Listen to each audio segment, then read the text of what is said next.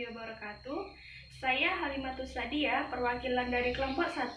Di sini saya akan menjelaskan mengenai pedigree 4 turunan dengan menggunakan metode sains.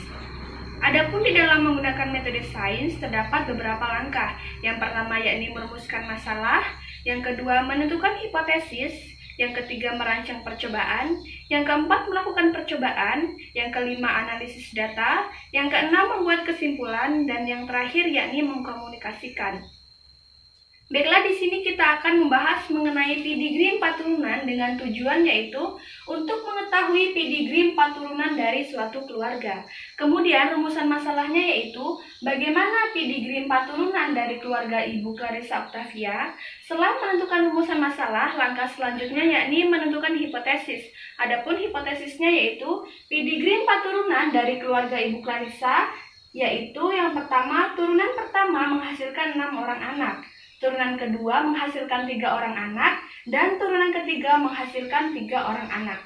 Langkah selanjutnya yakni melakukan rancangan percobaan. Adapun rancangan percobaannya yaitu melakukan wawancara secara langsung dengan Ibu Clarissa mengenai silsilah keturunannya. Kemudian, data ataupun hasil yang diperoleh dari wawancara tersebut dibuat dalam bentuk pedigree 4 turunan. Adapun berikut adalah video wawancaranya.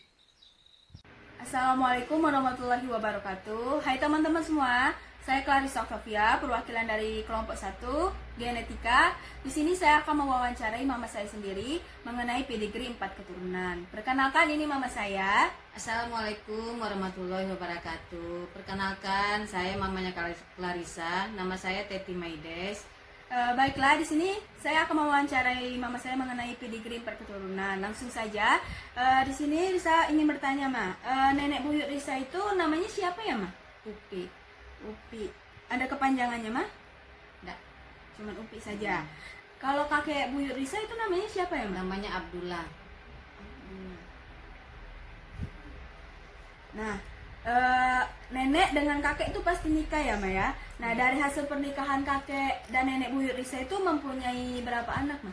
Mempunyai 6 orang anak. 6 orang anak. 5 perempuan, 1 laki-laki. 5 perempuan, 1 laki-laki. Kalau Risa boleh tahu itu siapa saja namanya, Ma? Yang pertama namanya Gus Nizar. Gus Nizar. Yang kedua namanya Betzolda. Betzolda. Yang ketiga namanya Monzia. Monzia. Yang keempat namanya Dahelpis. Dahelpis. Yang kelima namanya Hanses. Hanses. Yang keenam namanya Rifni. Rifni. Nah, berarti nenek Risa ini anak keberapa, Ma? Anak kedua. Oh, anak kedua. Nah, anak kedua. Nenek Risa ini nikah sama kakek. Nah, nama kakek Risa itu siapa ya, Ma? Mashhur Arif. Mashhur Arif. Nah, nenek sama kakek pasti nikah ya, Ma? Nah, dari hasil pernikahan nenek sama kakek ini mempunyai berapa anak, Ma? 3 orang anak. 3 orang anak. 1 laki-laki, 2 perempuan. 1 laki-laki, 2 perempuan. 2 perempuan. Kalau Risa boleh tahu, namanya siapa aja, Ma? Yang pertama namanya Abrar Mashhur. Abrar Mashhur. Yang kedua namanya Teti Maides. Teti Maides. Yang ketiga namanya Yosi. Yang ketiga namanya Yosi. Berarti Mama anak kedua ya? Iya. Nah, kalau Risa boleh tahu, Mama kan nikah nih dengan Papa. Nah, nama Papa siapa, Mas? Zikrullah. Zikrullah. Berarti nama Papa Risa Zikrullah, Ma ya? Iya. Nah, dari hasil pernikahan Mama sama Papa itu mempunyai berapa anak, Ma? 3 orang anak. 3 orang anak.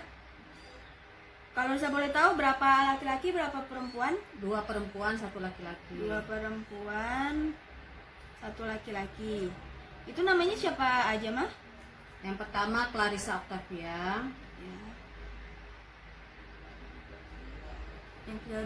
Yang kedua Fadia Azura. Fadia Azura. Yang ketiga Rafi Ahmad Al-Hadsi. Rafi Ahmad Al-Hadsi. Al-Hadsi. Berarti nenek buyut Risa, Risa ulangi ya Ma ya. Berarti nenek buyut Risa ini namanya Upi, kakek buyut Risa itu namanya Abdullah. Dari hasil pernikahan kakek dan nenek itu mempunyai 6 orang anak, 5 perempuan, 1 laki-laki. Terus di sini nenek Risa itu anak kedua dan nikah sama kakek itu bernama kakek Risa bernama Masyur Arif. Dari hasil pernikahan nenek dengan kakek itu mempunyai 3 orang anak, yaitu 1 laki-laki 2 perempuan. Nah, kemudian di sini Mama nikah dengan Papa, yaitu Zikrullah. Mama ini merupakan anak kedua dari nenek. Dan dari hasil pernikahan ini juga Mama sama Papa menghasilkan atau mempunyai 3 orang anak, 2 perempuan, 1 laki-laki. Oke lah, Ma. Terima kasih ya Ma atas waktunya sudah mau diwawancarai. Itulah hasil dari wawancara saya mengenai pedigree 4 keturunan. Saya mohon maaf apabila terdapat kekurangan. Kami akhiri. Wassalamualaikum warahmatullahi wabarakatuh. Langkah selanjutnya yakni melakukan percobaan. Nah, seperti terlihat pada gambar, di sini terlihat sebuah gambar mengenai pedigree 4 turunan dari keluarga Ibu Clarissa.